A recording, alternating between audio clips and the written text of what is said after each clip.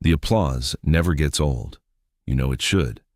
You've been told by people who've held this office before you that it fades, that the pageantry becomes routine, that the weight of the job eventually swallows the ceremony whole. They were wrong. Or maybe you're different. Every time you walk into a room and the room stands up, every time the music plays and the crowd turns and the cameras find your face, something in you lifts that never fully comes back down. You've spent your entire adult life engineering that feeling. You're not about to apologize for it now. You didn't start out corrupt.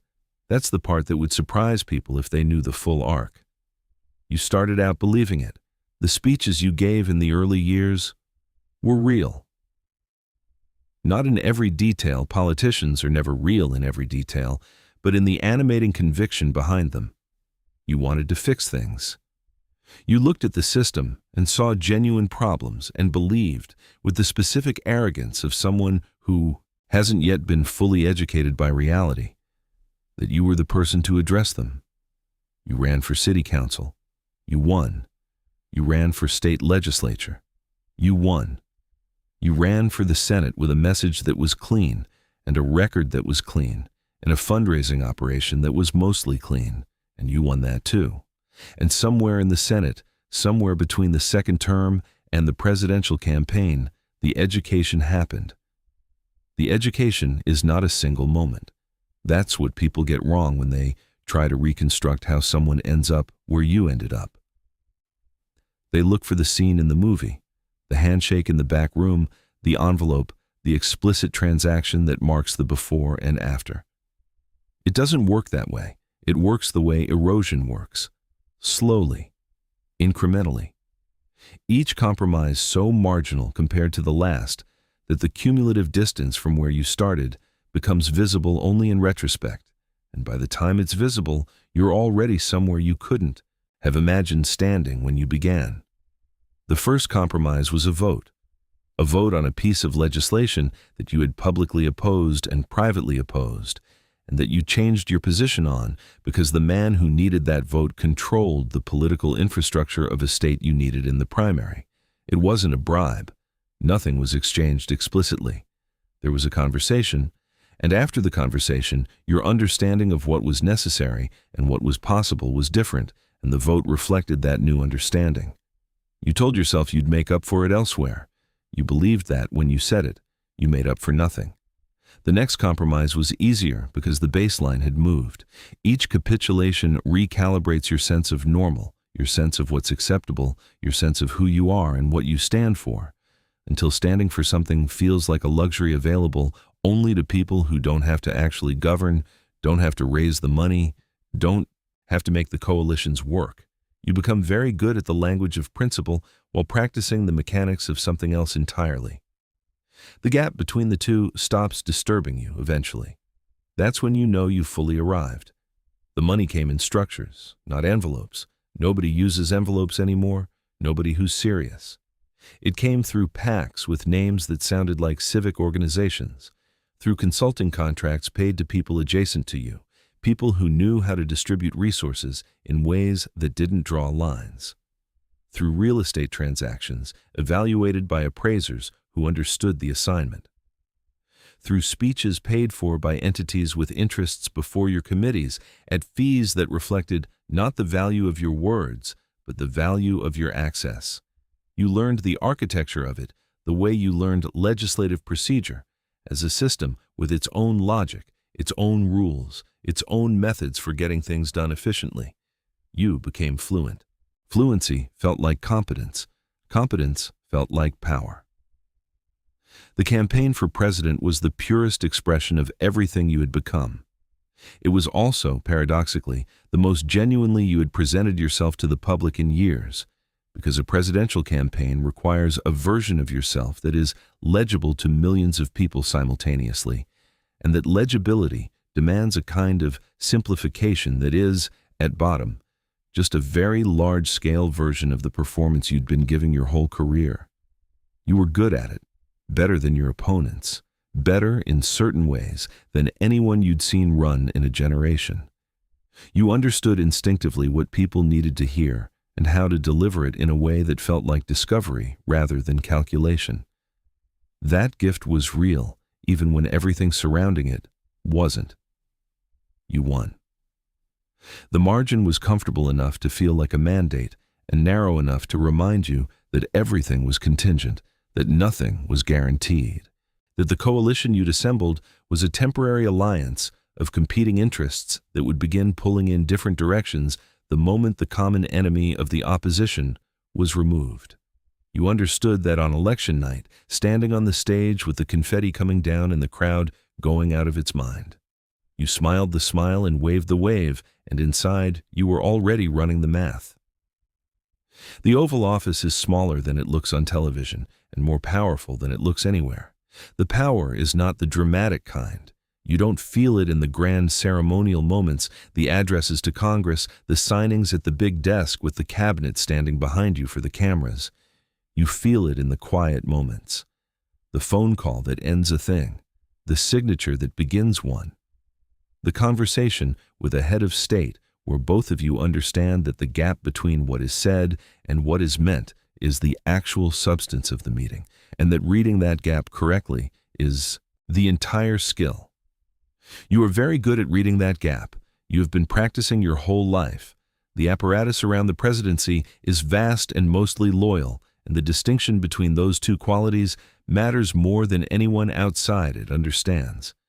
The career people, the civil servants, the intelligence professionals, the lawyers in the various councils' offices, are loyal to the institution in a way that occasionally conflicts with what you need them to do. You learn early which ones will and which ones won't.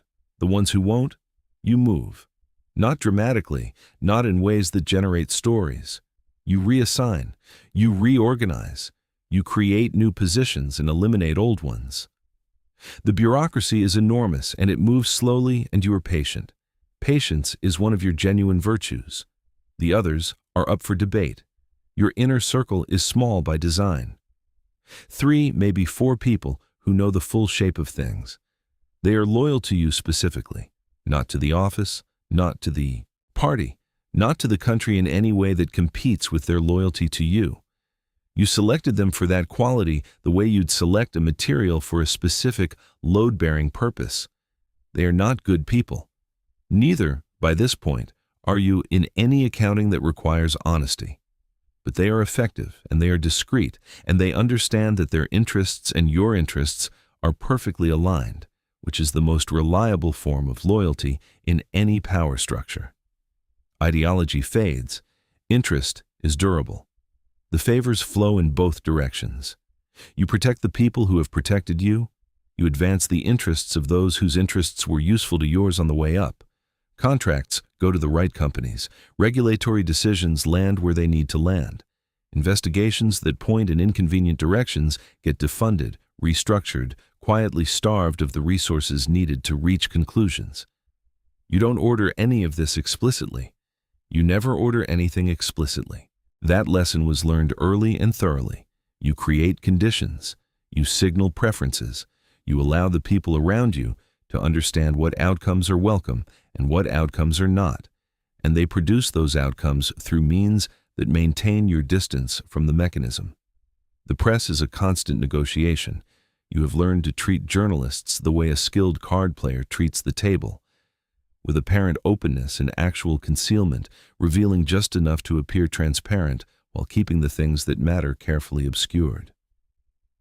You are accessible in ways that feel like candor and are actually very controlled disclosure. You grant interviews strategically. You take questions on your terms.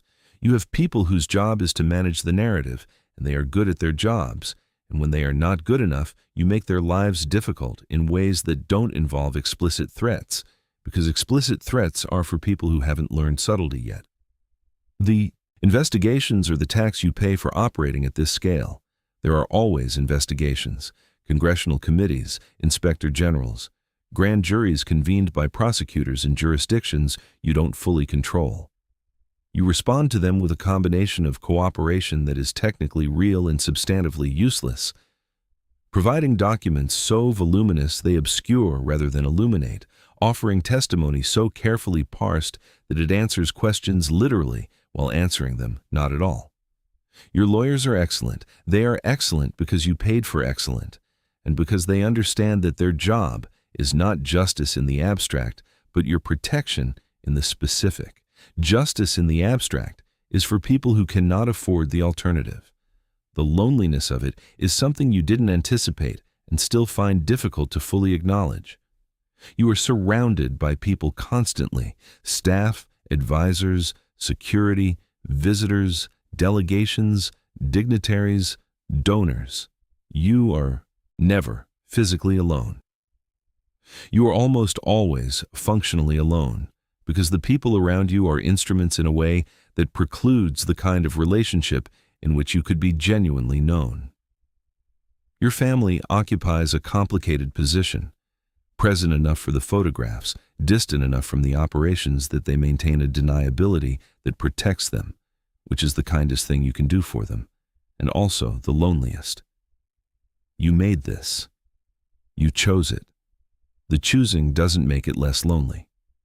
There are moments of something that might be doubt, late nights in the residence when the day's performance is over and the face you wear publicly is set aside, and you sit with whatever version of yourself still exists underneath the accumulated layers of compromise and calculation. In those moments, you sometimes try to find the person who stood at a podium 20 years ago and believed what he was saying, and the distance is so great that the attempt itself feels like archaeology, like excavating a version of yourself so far below the surface that bringing it up to the air would just expose it to weather. You leave it there. You go to sleep. The morning brings the calendar, and the calendar brings the performance, and the performance is, at this point, almost indistinguishable from the person. Almost. The legacy question is one you think about more than you expected.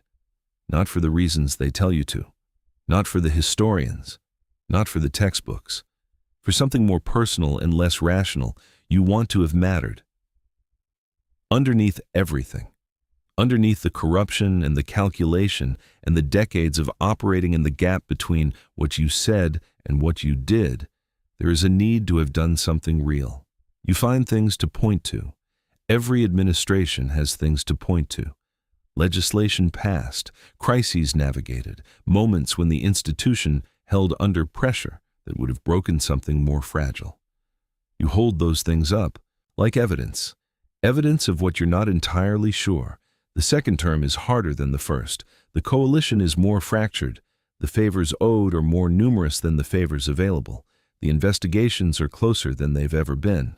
There is a prosecutor in a district you underestimated, who has been patient and methodical and is building something that your lawyers are beginning to describe in terms that have a different quality than their usual measured optimism. You listen to their assessments with the face you show in situations like this, which is calm and considered, and afterward you call the one person in your inner circle you trust most, and you talk through the options. And the options are not good, and you choose the least bad one, and you move forward, because moving forward is the only direction available, and stopping means the thing that has been following you for 20 years finally catches up. You give the speeches, you shake the hands, you sign the things and veto the things, and sit in the situation room with the generals and make the decisions that get made there. You perform the presidency with a professionalism that is genuine even when nothing else is. Because the performance is the one thing you were always actually good at, the one skill that predates the corruption, that would have existed regardless of the path you took. You were born for this room. You were also always capable of being better in it than you have been. That's the thought you return to, at the end, in the quiet hours. Not what you did, what you could have done. The version of this that was possible when you started, before the compromises accumulated, before the education was complete. You can see that version clearly. You can trace exactly where you departed from it and why and what you told yourself at each departure to make it feel necessary. The visibility doesn't change anything. It's not meant to change anything. It's just the thing you carry, the bill that never quite comes due in any form anyone else can see, the private accounting that runs parallel to the public record. The motorcade moves through the streets. The crowds gather behind barriers. You raise a hand from the window, and the people who are there to see you wave back, and the people who are there to protest shout things that the glass is thick enough to muffle. Both groups, in different ways, are responding to a version of you that is real in the way that all constructed things are real. Built from materials that existed, serving a purpose that was genuine, shaped by choices that were made by someone who understood exactly what they were doing. The light changes, the motorcade moves, another city, another room, another crowd that stands when you walk in. You smile, you wave, you begin.